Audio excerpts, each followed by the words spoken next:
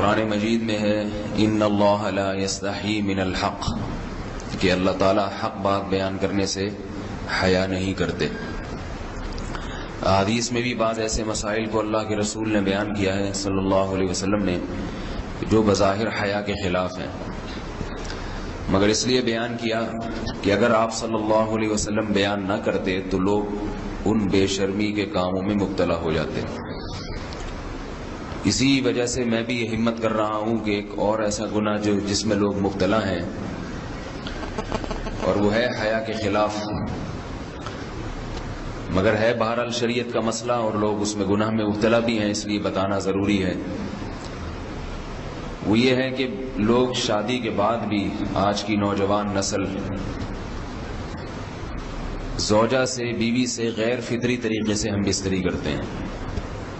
Internet پہ بیہودہ فلمیں دیکھتے ہیں تو جو چیز انگریزوں کی دیکھ رہے ہیں کہ ان کے کلچر آہستہ آہستہ میڈیا کے ذریعے ہمارے معاشرے میں بھی آ رہا ہے۔ اللہ کے رسول صلی اللہ علیہ وسلم نے لعنت فرمائی ہے، ایک روایت میں ہے کہ اللہ اس کی طرف دیکھے گا نہیں کہ جو اپنی زوجہ سے پچھلے راستے سے ہم بستری کرے گا۔ یہ بیماری بھی، یہ گندگی بھی لوگوں میں پھیلتی جا رہی ہے، خاص طور پہ جن کو لڑکوں سے بدفعلی کی عادت پڑ جائے تو وہ زوجہ سے فطری راستے سے ہم بستری نہیں کرتے۔ اللہ نے فرمایا کہ نساؤکم حرث لکم، یہ تمہاری زوجات ہیں، بیویاں ہیں، یہ نسل بڑھانے کے لیے ہیں۔ تو اسی راستے میں انسان اپنی خواہش کو پوری کر سکتا ہے جس راستے سے نسل بڑھتی ہے، اس کے علاوہ کسی اور راستے سے اپنی خواہش کو پورا کرنا یہ حرام ہے، گناہ کبیرہ ہے، گندگی ہے۔ ہمارے پاس کیسز آتے ہیں، ایک پاک دامن لڑکی کی شادی ہوتی ہے، لڑکا بھی بظاہر بڑا نیک، لیکن کیا ہے، لڑکا چونکہ ٹھرکی ہوتا ہے، شہوت کا درندہ ہوتا ہے، تو وہ یہ نہیں دیکھتا کہ میں اپنی بری خواہش مٹانے کے لیے میں اپنی زوجہ کو غیر فطری طریقے پر مجبور کیسے کر سکتا ہوں، تو مجبور کرتا ہے پھر اپنی بیوی کو۔ اس میں جو عورتیں زیادہ پاک دامن نہیں ہو، نیک نہ ہو، یا ان کو یہ ڈر ہو کہ طلاق ہو گئی تو ہم کہاں جائیں گے،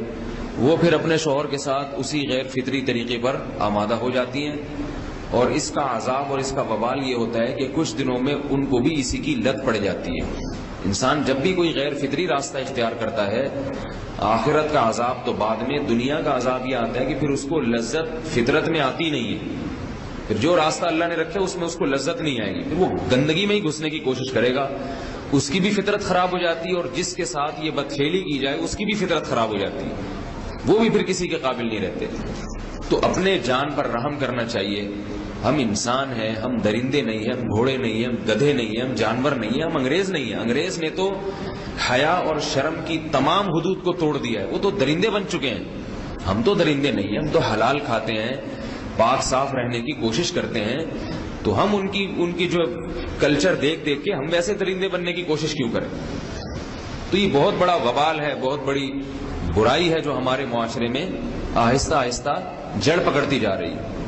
اور اس سے بیماریاں بھی پھیلتی ہیں۔ غیر فطری طریقہ ہے، بیماریاں بھی پھیلتی ہیں۔ ایسے کیسز آتے ہیں کہ جناب وہ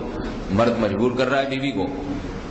اور وہ بیوی جو ہے ساتھ نہیں دیتی تو پھر اس کو طلاق کی دھمکیاں دیتے ہیں، ایسے کیسز بھی آتے ہیں۔ اور یہ بھی آتا ہے کہ مرد جب اپنی بیوی کو غیر فطری طریقے پر مجبور کرتا ہے، بیوی آمادہ نہیں ہوتی، تو مرد پھر یہ دھمکی دیتا ہے کہ بھائی میری خواہش تو تم سے پوری ہوتی نہیں ہے، پھر میں دوسروں کے پاس جاؤں گا۔ تو یاد رکھیں، جس عورت کا شوہر یہ دھمکی دے اس کو کہ میں زنا کروں گا اگر تم نے میری خواہش پوری نہیں کی غیر فطری طریقے سے، تو عورت اپنے شوہر سے کہہ دے کہ جاؤ تم کہیں اور جا کے منہ کالا کرو، تمہاری فطرت میں گندگی ہے تو یہ مجھے گندا بنانے کی کوشش نہ کرو، اس کو زنا کرنے دیں، وہ اللہ آخرت میں اس سے بھگتے گا۔ ہر بیماری کا اللہ نے علاج رکھا ہے۔ اللہ کے رسول صلی اللہ علیہ وسلم نے فرمایا، صحیح بخاری کی حدیث، ما انزل اللہ من داء الا انزل له دواء، کوئی بیماری ایسی نہیں ہے جو اللہ نے نازل کی ہو اور اس کے لیے دوا نہ رکھی ہو دنیا میں۔ تو اگر کسی کو ایسی لت پڑ گئی ہے غیر فطری کام کی، تو اس کو چاہیے کہ وہ اپنا علاج کرائے،